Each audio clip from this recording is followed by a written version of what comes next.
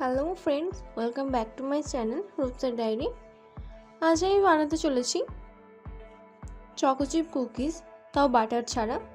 তো চলো শুরু করা যাক। সবার প্রথমে কুকিজ বানানোর জন্য একটি মিক্সিং বোল নিয়ে নিচ্ছি।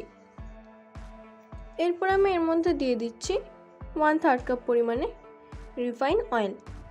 এখানে কিন্তু রিফাইন অয়েলই ব্যবহার করতে হবে, না হলে একটা বাজে গন্ধ কুকিজের মধ্যে ছড়িয়ে যেতে পারে। এরপর আমি এর উপরে একটা ছাঁকনি বসিয়ে দিচ্ছি, আর এর মধ্যে অল্প অল্প করে গুঁড়ো করে রাখা চিনি দিয়ে এটাকে খুব ভালো করে চেলে নেব। যেহেতু আমি ঘরে বানিয়েছি, তাই আমি আইসিং সুগারটাকে চেলে এর মধ্যে ব্যবহার করছি। আপনারা অবশ্যই আইসিং সুগারটাকে বাড়িতে বানালে চেলে ব্যবহার করবেন। খুব ভালো করে চেলে নিয়ে আমি এটাকে এর মধ্যে দিয়ে দিচ্ছি। সম্পূর্ণ চিনিটা আমি এর মধ্যে চেলে নিয়েছি। এরপর আমি একটা হ্যান্ড উইক্সের সাহায্যে এটাকে খুব ভালো করে মিশিয়ে নেব, যাতে চিনির কোনো দানাদার অংশ এর মধ্যে থাকলেও সেটা গলে যায়। এটা কিন্তু অবশ্যই করতে হবে হ্যান্ড উইক্স বা কাঁটা চামচের সাহায্যে। এমনি স্প্যাচুলা দিয়ে করলে কিন্তু এই কাজটা ভালো হয় না। তেল আর চিনিটাকে আমি খুব ভালো করে মিশিয়ে নিয়েছি। দেখুন কতটা স্মুথ হয়েছে ব্যাটারটা। এরপর আমি এর মধ্যে দিয়ে দেব 1 টিস্পুন পরিমাণে ভ্যানিলা এসেন্স। এর মধ্যে আমি 1 টিস্পুন পরিমাণে ভ্যানিলা এসেন্স দিয়ে দিলাম। বেশি দেওয়া যাবে না, বেশি দিলে কিন্তু একটা দুর্গন্ধ ছড়াতে পারে। আর ভ্যানিলা এসেন্সটা দিয়েও এটাকে তেল আর চিনির সাথে খুব ভালো করে মিশিয়ে নিচ্ছি। মেশানো হয়ে গেছে। এরপর আমি এর মধ্যে দিয়ে দিচ্ছি 1 টিস্পুন পরিমাণে বেকিং পাউডার আর 1 টিস্পুন পরিমাণে বেকিং সোডা।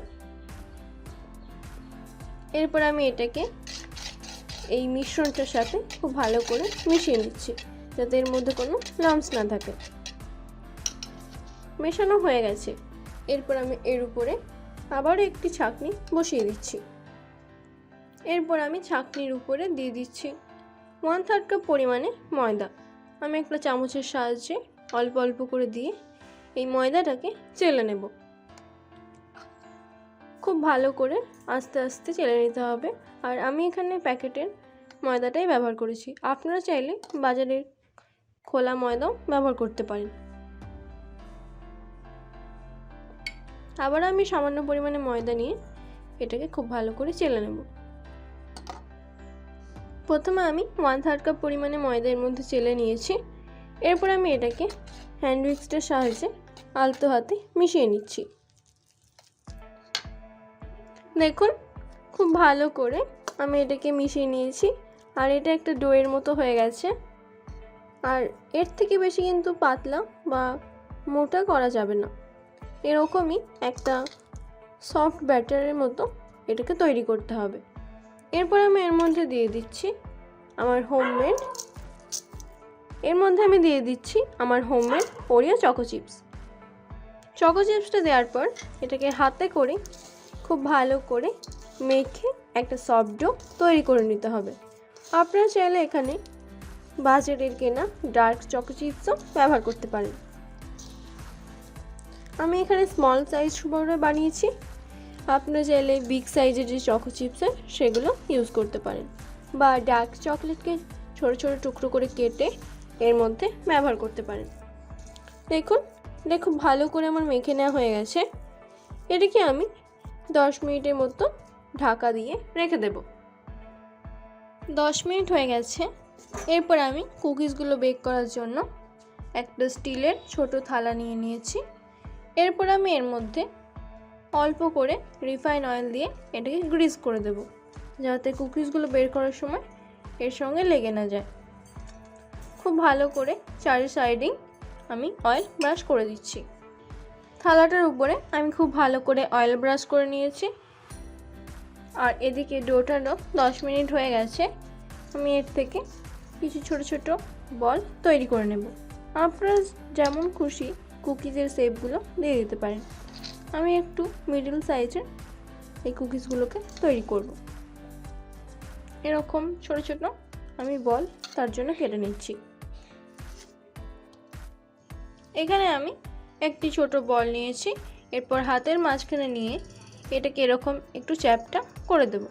এরকমভাবে কিন্তু করে দিলে কুকিজের সুন্দর শেপগুলো হয়ে যাবে। এরপর আমি এই থালাটার মাঝখানে এরকমভাবে বসিয়ে দিলাম।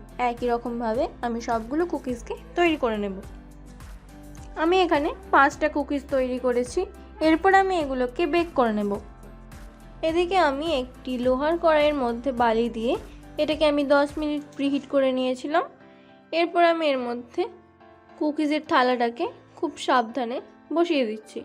আমি কিন্তু কোনো রকম স্ট্যান্ড ব্যবহার করিনি, সরাসরি গ্যাসের মধ্যে হাঁড়িটা দিয়ে এর উপরে এই থালাটা বসিয়ে দিয়েছি। এরপর আমি এটাকে ঢাকা দিয়ে 15 থেকে 20 মিনিট পর্যন্ত বেক করে নেব। কুকিজগুলো আমাদের দেখুন হয়ে গেছে, উপরে একটা শক্ত ভাবও চলে এসছে। এরপর আমি এগুলোকে খুব সাবধানে গরম থাকা অবস্থাতেই তুলে নেব। 4টে কুকিজকেই আমি বের করে নিয়েছি।